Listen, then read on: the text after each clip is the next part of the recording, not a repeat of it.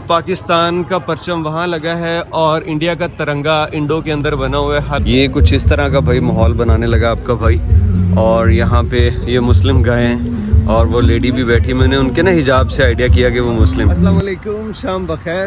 Cambodia में पहला दिन हमारा गुजर रहा है और ये खूब सो के गुजरा क्योंकि थकावट बहुत ज़्यादा थी, सोया रहा हॉस्टल में। और अभी उठाऊँ, भूख बहुत ज़्यादा लग रही थी तो मैंने करीब में देखा कि क्या हो सकता है। तो यहाँ तो भाई जो कुछ भी देख रहा हूँ, साथ में बार है, साथ में रेस्टोरेंट है। तो मैंने कहा ये जो चीज़ें हैं यहाँ पे तो आपको कभी भी हलाल नहीं मिलने वाला। फिर चेक किया हलाल, तो पाकिस्तानी एक रेस्टोरेंट बहुत सारे हैं यहाँ पे। एक मुझे थोड़ा सा ज़्यादा अच्छा लगा, रिव्यूज़ अच्छे थे, तो उधर जा रहे हैं। अभी डिनर करेंगे। और कल मैंने खाया था रोटी और नान वगैरह और चिकन फ्लाइट में भी। अब पता नहीं चल रहा क्या खाऊं, लेकिन वहाँ पे मेन्यू देख के ज़रा डिसाइड करते हैं। और ये फनोम फैन है भाई, बहुत नीट एंड क्लीन एरिया भाई ये भी, और काफ़ी महंगा भी है क्योंकि इधर जहाँ पे मैं ठहरा हूँ साथ में बार और क्लब्स वगैरह हैं, तो काफ़ी यानी कि ना ये महंगा एरिया है। यहाँ पे एक बिस्मिल्लाह फूड के नाम से भी है, इसको हम कल या परसों के लिए रख देते हैं, ये भी ट्राई करेंगे। लेकिन यहाँ पे जहाँ मैं आया हूँ ना वो ये वाला है, इसके साथ इंडो पाक के नाम से। तो यहाँ चलते हैं और खाना खाते हैं। अच्छा जी, यहाँ पाकिस्तान का परचम वहाँ लगा है और इंडिया का तिरंगा इंडो के अंदर बना हुआ है, हलाल रेस्टोरेंट लिखा हुआ है। तो ये बड़ा फेमस है, आपको गूगल करने से मिल जाएगा आसानी से।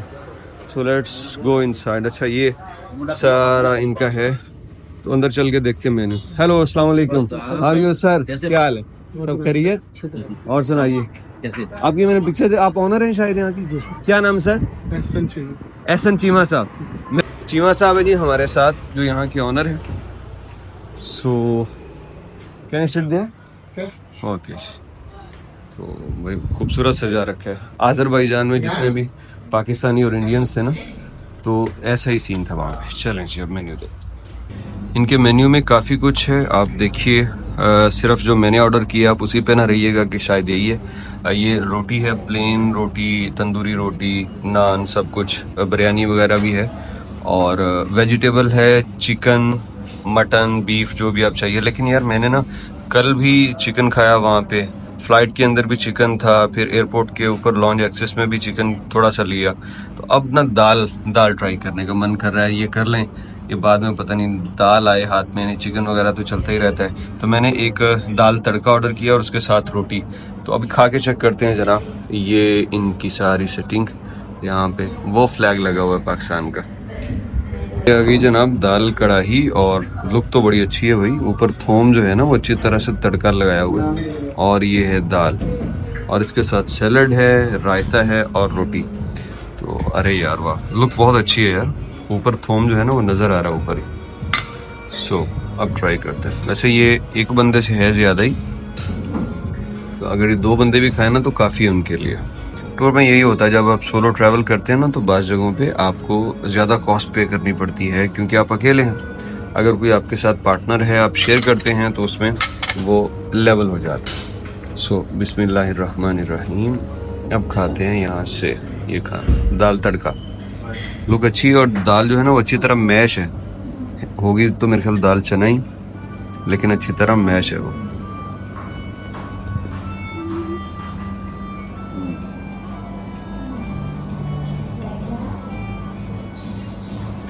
दाल के ऊपर वो सिर्फ स्पाइस का जो टेस्ट है वो गालिब नहीं है। ये जो थोम डाला हुआ है ना ऊपर, इससे इसका टेस्ट जो है ना और भी ज़बरदस्त हो गया। ये वाला बढ़िया भाई, पास है। बस यही डर होता है कि खाना इस तरह का खा के ना बाहर से बंदा को डाइजेस्ट प्रॉब्लम ना हो, और वो ज़्यादातर इसी से होता है जब उसमें हद से ज़्यादा स्पाइस होते हैं तब। रोटी के साथ मैंने कहा ज़रा नान भी ट्राई करते हैं। यहाँ का नान खमीरी रोटी की तरह है ज़्यादा। ये नान जो है यहाँ का प्लेन नान है, और ये करेंगे इसके साथ ट्राई। यहाँ पे जो चीमा साहब है बहुत मेहनत कर रहे हैं, खुद खाना खा रहे हैं, लेकिन कोई भी कस्टमर आता है जानने वाला तो यहाँ पे वर्कर हैं, फिर भी वो खुद उठते हैं, उनसे बात पूछते हैं, करते हैं। तो ये एक अच्छा एटीट्यूड है कि आप ऑनर भी हैं और मेहनत भी कर रहे हैं साहब, उसमें कोई शर्म नहीं है। बहुत ज़बरदस्त पर्सनालिटी है चीमा साहब। और हमारी दाल भी बहुत ज़बरदस्त है। अल्हम्दुलिल्लाह खाना खा लिया, मज़ा आ गया, भूख बहुत लगी थी। तो ये खाना जो भी आपने देखा है ये बना $7.5 का, पाकिस्तानी रुपयों में तकरीबन 2100 के करीब बन जाता है। आप अंदाज़ा करें कि नेपाल के अंदर हमने जो लास्ट खाना खाया था रोगन जोश, बिरयानी, चाय, सब कुछ, उसका मेरे ख्याल बिल कोई 1300-1400 रुपये बना था। तो इस हवाले से थोड़ा सा महंगा है, बल्कि डबल है। तो आप ये चीज़ें जहन में रखिएगा, उसी हिसाब से अपना स्टे कीजिएगा। लेकिन अभी बहुत कुछ है, कल देखेंगे यहाँ पे जो ट्रैवल बजट है वो कैसा है, टैक्सी वगैरह कितने में मिलती है, टिकट्स कितनी है जिन जिन जगहों पे जाते हैं। तो ओवरऑल फिर पता चलेगा कि कौन सा कंट्री कितना महंगा है। और ये पाकिस्तानी इंडियन फूड हर जगह महंगा होता है। लोकल में ट्राई करेंगे, अगर कुछ हलाल मिला तो, या सी फूड टाइप मिला कि वो बंदा खा सकता है, तो उसमें देखेंगे वो कैसा रहता है। यहाँ पे भाई गर्मी बहुत ज़्यादा, आप देख ही रहे होंगे। टी शर्ट में आ चुका हूँ, लेकिन मैंने ना कोई गर्मी के लिए कपड़े इसलिए नहीं रखे, मेरे पास स्पेस नहीं थे।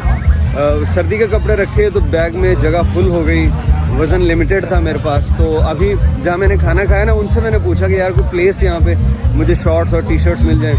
तो अबू बकर भाई थे वहीं होटल के अंदर ही जो काम कर रहे थे, तो उन्होंने कहा मैं उसी तरफ जा रहा हूँ, मैं आपको ड्रॉप करता हूँ। तो यहाँ आगे इसको फेनोम नाइट बाज़ार कहते हैं। और यहाँ से अभी हम बाई करते हैं कुछ शॉर्ट्स और टी शर्ट्स वगैरह।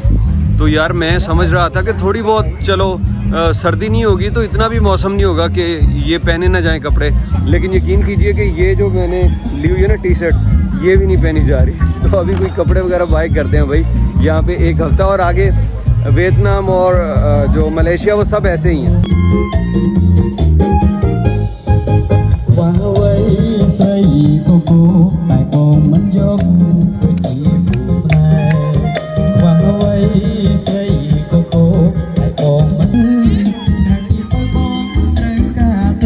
यहाँ पे भाई जो सामने शॉप्स थी वहाँ तो रेट ज़्यादा हैं, तो चलते हैं आहिस्ता आहिस्ता पीछे की जानिब, वहाँ पे शायद कुछ और मिलेगा।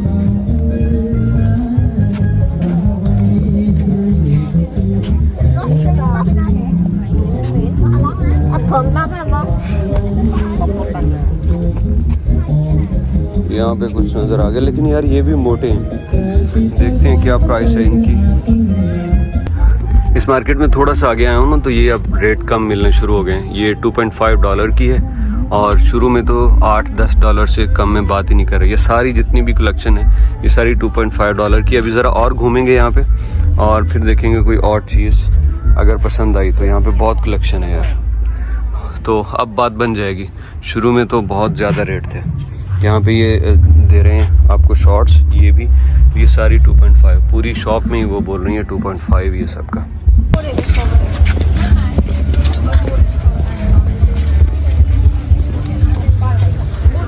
अभी यहाँ पे थोड़ा सा और देखेंगे, ज़्यादातर तो यहाँ पे ख़वातीन का ज़्यादा है यहाँ पे। और इसके अलावा ये मेन कलेक्शन एक मतलब की नज़र आ गई। How much this one? 2.5। हाँ, सो यही है यहाँ पे main. Okay, you have shorts. यहाँ पे एक शॉप मिली है, चीज़ मुझे पसंद है। ये वेयर्स दिस वन। हाँ, ये कुछ इस तरह का भाई माहौल बनाने लगा आपका भाई। और यहाँ पे ये मुस्लिम गाय हैं, और वो लेडी भी बैठी। मैंने उनके ना हिजाब से आइडिया किया कि वो मुस्लिम। सो अब यहाँ इनसे एक तो ये बाय कर लिया है। ये मुझे मिला है, शर्ट मिली है $4 में, और ये जो है ये मुझे $2.5 में। अभी मुझे टी शर्ट चाहिए, तो वो मैं ज़रा देखता हूँ, 2 सेट कर लेता हूँ, उसके बाद आगे का सफ़र चलता रहेगा।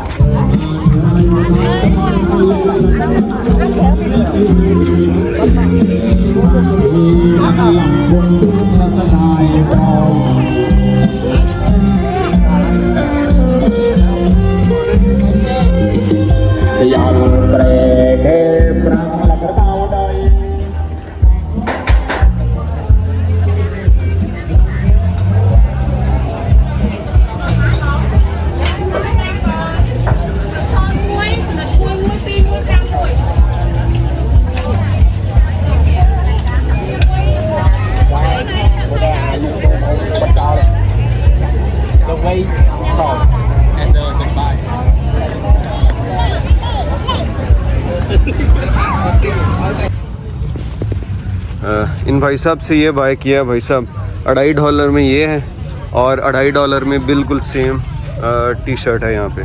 तो ये फैंटास्टिक है, इसका स्टफ़ भी अच्छा है।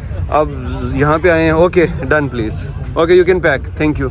यहाँ पे आए हैं तो भाई इस तरह का ज़रा माहौल बनाना चाहिए ज़रा, और स्टफ़ अच्छा है। मुझे बस ये था कि गर्मी बहुत ज़्यादा ना लगे, लेकिन ये हम रात को पहन सकते हैं या कहीं अगर क्लाउडी डे है तो फिर पहना जा सकता है। और एक मैंने ये वाला लिया हुआ है, ये शर्ट आई थी $4 की, और वो दूसरा जिसका जो शॉर्ट थी वो आई थी $2.5 की।